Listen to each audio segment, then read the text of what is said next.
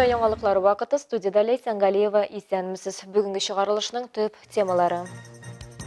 Ознакай районында фельдшер-акушерлык пункты үшін башлады. Әлмәт Татарстанның спорт үзәкләренең берсе. Спорт нәтиҗәләре. Бөгелмәдә аш су осталарын билгеләделәр.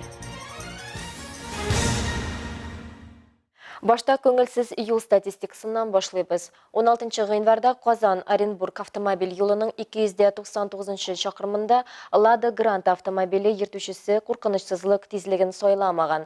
Каршы як полосага чыгып, Lexus автомобиле белән бәрелешкән. Аннан ул күветкә төшә һәм аңа ут каба. Юл транспорт һәлакәте нәтиҗәсендә Лада Грант автомобиле йөртүчесе һәм Lexus пассажиры шунда ук үлгән. Lexusны хуҗасы җәрәхәтләнгән, килеш хастаханәгә озатылган.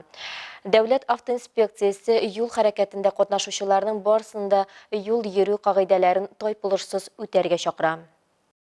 16 гыйнварда Россия Эчке эшләр министрлыгының Әлмәт районы буенча дәүләт автомобиль инспекциясе бүлеге тарафыннан тоннель автомобильчеләрне масса күләм тикшерү буенча профилактик операция үткәрелде. Ул исерек килеш идарә итүче машина йөртүчеләр тарафыннан юл хәрәкәте кагыйдәләрен бозуны ачыклауга юнәлдерелгән иде. Әлеге операция барышында 97 машина йөртүче тикшерелгән һәм 8 юл хәрәкәте кагыйдәләрен бозу очрагы ачыкланган. 5 машина йөртүче куркынычсызлык кайышын эләктермәгән, 2 автомобильдә балалар өчен махсус җайланма булмаган, 1 машина йөртүче идарә итү хокукы булмаган. Ознакай районы Зур Сукайыш авылында исә яңа модульле фельдшер-акушерлык пункты барлыкка килде. Районда ул сәламәтлек саклау милли проекты буенча төзелгән 17нче бина буларак ачылды. Тулырак коллегаларыбыз сюжетында. Резида Батырова Сукайыш фельдшер-акушерлык пункты мөдире. Аның эш стажы 30 елдан артык. Яңа заманча шартларда эшләү җиңелрәк ди ул. Монда барлыгы 2 белгеч, фельдшер һәм акушер бар. ФАП 500дән артык кешегә хезмәт күрсәтә. Ознакай нефтемаш төзүчеләр ярдәмендә төзелде. Ул бик нык матур, бөтен таләпләргә дә туры китерелеп эшләнелде.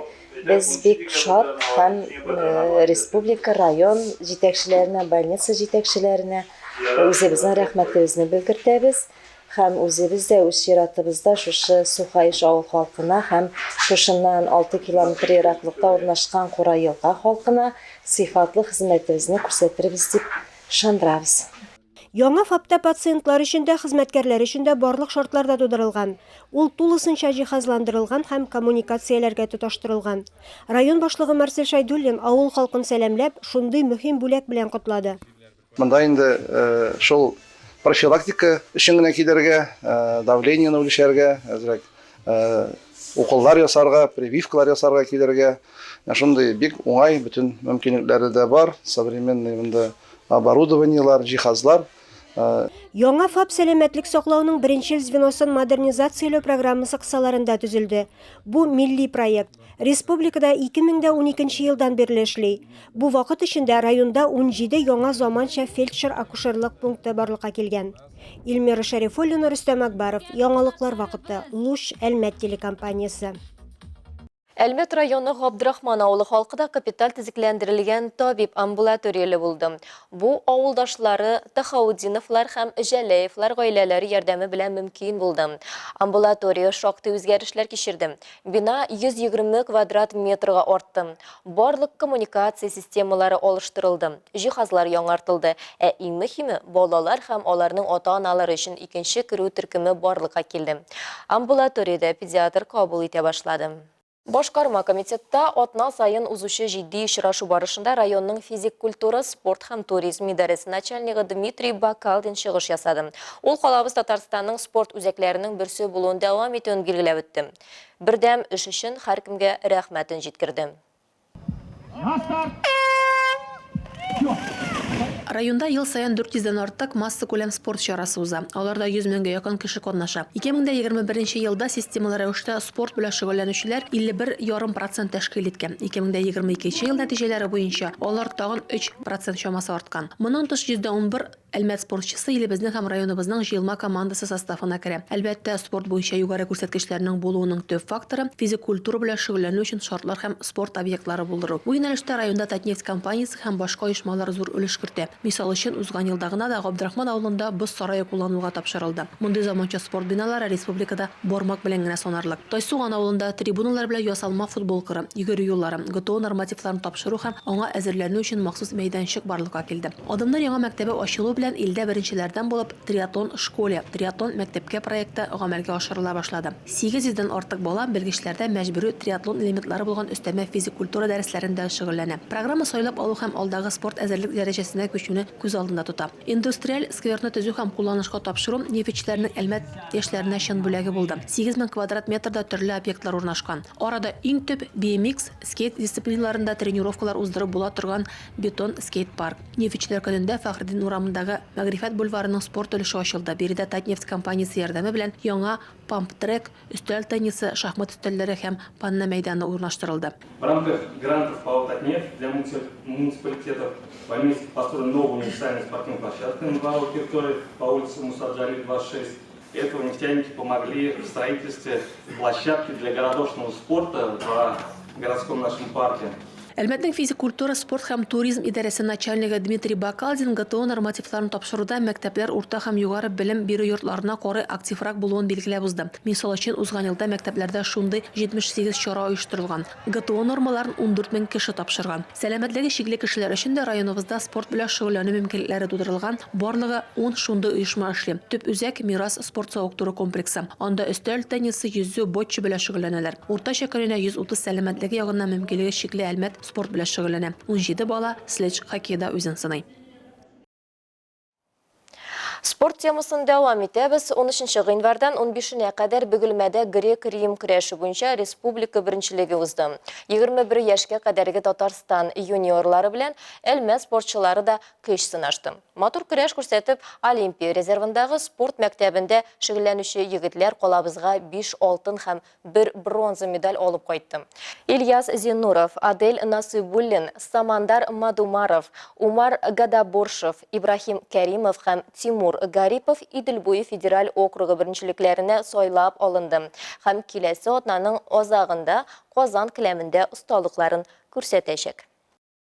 Ярославльдә Әлмәтнең Спутник яшьләр хоккей командасы турнир таблицасындагы иң якын күршесе һәм көндәше булган Лока 76 белән очрашты. Беренче матч шимбә 14 гыйнварда узды һәм боз хуҗаларының җиңү белән тәмамланды. 10-1 исәбе белән җиңелүдән соң икенче көнне Спутник игътибарлы була һәм уенның 40-нчы минутына кадәр исәп ачылмый. Әлмәт хоккейчылары өчен 56-нчы минут иң мөһиме була. Илдан Галеев Лока 76 капкасына алка кертә һәм Сирена таблода 0-1 исәбен терки. Беренче көннән аермалы буларак безнең хоккейчылар алка керттерми һәм реванш алып Спутник яшьләр командасы җиңү белән өйгә кайта. Киләсе уеннар 25 һәм 26 гыйнварда юбилейный спорт сараенда узачак. Әлмәт хоккейчылары үз бозында Мамонты Югры командасын кабул итәчәк. Иске яңа ел алдыннан Бөгелмәдә прәннек йортлары ясау буенча иң яхшы осталарны билгеләп үттеләр. Ярослав Гашык музеенда оештырылган бәйгедә 18 тәмле һәм татлы треннар тәкъдим ителде. Бөгелмәлеләр үзләренә ошаган йорт өчен 1 ай дәвамында тавыш бирә алды. Кулинария шедеврлары конкурсында кем җиңгәнен безнең төшерү төркеме белән. Кыш бабайлар, буланнар, куяннар, чаналар һәм башка бәйрәм экспозицияләр белән бизәлгән камыр йортлары. Алар барлыгы 18. Ярослав Гашык музеенда прәннек йорт бәйгесенә нәтиҗә ясыйлар. Конкурс 3 номинациядә узган. Прәннек йорт пешерүчеләрне профессионал, хәвәскәр, яңа килүчеләргә бүләкләделәр. Бугульминцы активно принимают в ней участие. Даже когда близится конец года, нам уже сами начинают звонить. А в этом году будет конкурс? А в этом году когда начнется конкурс? И, конечно же, мы уже с ноября месяца разрабатываем положение и запускаем с начала декабря этот конкурс. Бөгелмәдә прәнник йортлар конкурсы зур популярлык казана. Анда хәвәскәрләрдән тыш профессионаллар да катнаша. Алар кышкы тылсымның матурлыгын үз куллары белән ясый. Ярослав һәм аның әнисе Алина Хайретдинованың иҗаты 15-нче номер астында. Алар бу бәйгедә беренче тапкыр катнаша. У меня очень активный ребенок, и нам когда предложили конкурс, он сразу сказал: ой, мам, давай мы поучаствуем. Мы поучаствуем, так поучаствуем. Я как бы никогда в жизни ничего не пекла и не делала. Мы взяли в интернете рецепт, но он мне все сам делал. Прәннек йортны пешергәндә бары ашый торган ингредиентлар кулланыла. Бу конкурсның төп шарты. Шуңа күрә бәйгедә катнашучылар тәрәзәләр урынына мармелад, стеналар урынына махсус рецепт белән пешерелгән камыр куллана. Обычное пряничное тесто, где есть мед, такие приправы, как корица, имбирь, яйца, сода, мука. Все соединяю и потом ложу на ночь в холодильник. Потом на следующий день уже готовится само тесто, выпекается. Музейга куелган балалар һәм өлкәннәрнең уртак җимеше булган шедеврлар яңа ел бәйрәменең күңелле һәм дулкынландыргыч бер мизгеле булып истә калачак. Төрле номинацияләрдә беренче урыннарны Ралина һәм Әмина Инсаповалар, Саша Уханов һәм Ялкын приютында тәрбияләнүчеләр командасы алды. Айгөл Шәрәфиева, Зирак Сәйдкулов, Яңалыклар вакыты, Әлмәт Луч телекомпаниясе. Бүгінгі менә шулар иде. Мин Ләйсән Галиева һәм монтаж операторы Алия Бәйрамалова сезнең белән сау булашабыз. Исән сау булыгыз.